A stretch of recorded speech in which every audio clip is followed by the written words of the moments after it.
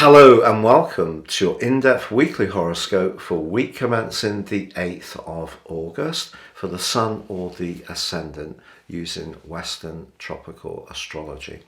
As ever, I'm going to give you a broad framework and some key themes to look out for, but please stay with me. I will then dive deep to give you in forensic detail each of the 12 zodiac signs from Aries through to Pisces. Now this week begins with the Sun in the sign of Leo. Leo is where the Sun really prospers the most. It's very much about self-expression.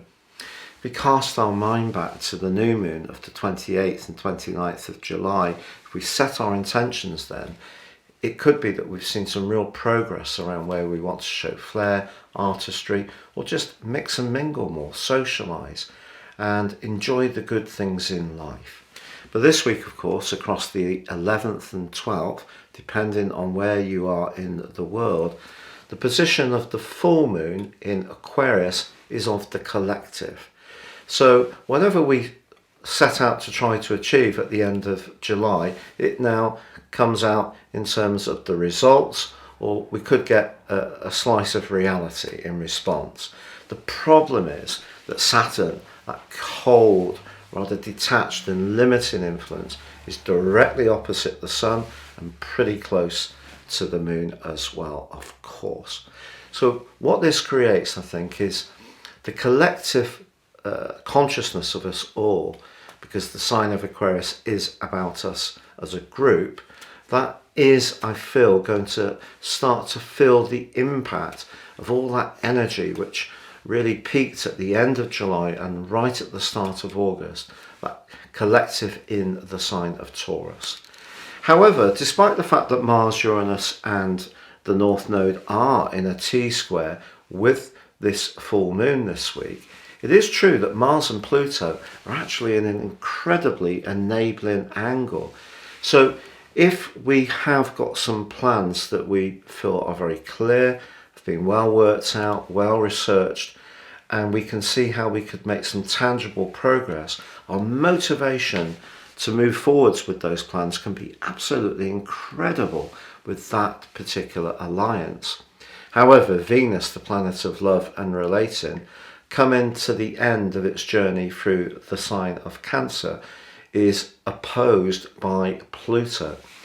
This can lead to some offers or some suggestions, perhaps in the professional sphere, that sound very promising, but we need to make sure that they're not in some way, or they don't in some way have some catches that are not immediately obvious. So charm and persuasion can mask a deeper motive. That could be around a monetary offer, could be around a romantic relationship, or even a sexual attraction. So we just need to be aware of that, because with Mars and Pluto in a trine, our desire side is going to be so strong.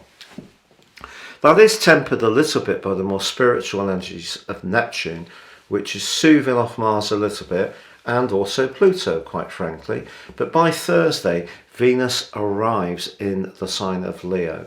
I think Venus in Leo is potentially lovely. Now, we've all had to really react in so many myriad of ways to deal with the last few years because of COVID. Perhaps it would be an opportune time to spoil ourselves when it comes to our personal appearance, our wardrobe, if we can afford to do it. So Venus moving into Leo is a good transit to show off a little bit, to strut our stuff, to try to give ourselves a little bit of a personal boost. But there's no doubting that the full moon across those 2 days, depending on where you are, and that opposition with Saturn can be pretty testing. So maybe the things that we have been trying to do since the end of July through to now could go through a tempering reality. Maybe it is the cost of living that's going to impact on us all. I think generally this is a week which suggests we should be a little bit more risk averse. So to be more cautious with our resources, despite that enormously motivated link between Mars and Pluto. But remember, that's in two earth signs, Taurus and Capricorn. So that's very much about keeping it real. So I I just feel that this is a week where we could be a little bit disappointed about some of our friends. Maybe if a love relationship isn't going quite as well as we'd like, there could be a point where we really question things. And because Venus is initially opposite Pluto, if it is to do with who has the power in the tie, that could be something to discuss. But charm is always important with Venus, and Venus moving into Leo is very gregarious, and it does give us some levitation to the intensity of some of these other influences. If you would like to ascend above this zodiac broadcast and embrace more serious astrology, if you give me 3 pieces of personal birth data of time, date and place, I can give you a roadmap that can guide you for the rest of your life. But now, my special offer has been improved even more, because I will give you your year 2023 personal forecast and the rest of year 2022 free with 30% off in my special package. Please see the link beneath this video. Finally, if you've yet to subscribe to my channel, I'd be honoured if you did so now. Please click or tap on the bell notification symbol. If you've already done so, thank you so much. I really appreciate it. So Libra, your week commencing the 8th of August forecast has one critical change which is particularly relevant but helpful to you, and that is the arrival on Thursday of Venus, your ruler, into the sign of Leo. Now obviously Leo is very charismatic. For you this is house 11. This is about where you can be most social. But hold on, the full moon sees Saturn aligned with the moon in opposition with the sun in this very social area. What does this tell us? Well, I think the gathering of energy that's in the sign of Taurus is where you're most invested, where things mean the most, where they have the most depth involved in them. So perhaps there could be some new opportunities developing around your friendships over the next few weeks, or perhaps someone in your friendship circle can start to take on a much greater attraction, potentially in a personal way.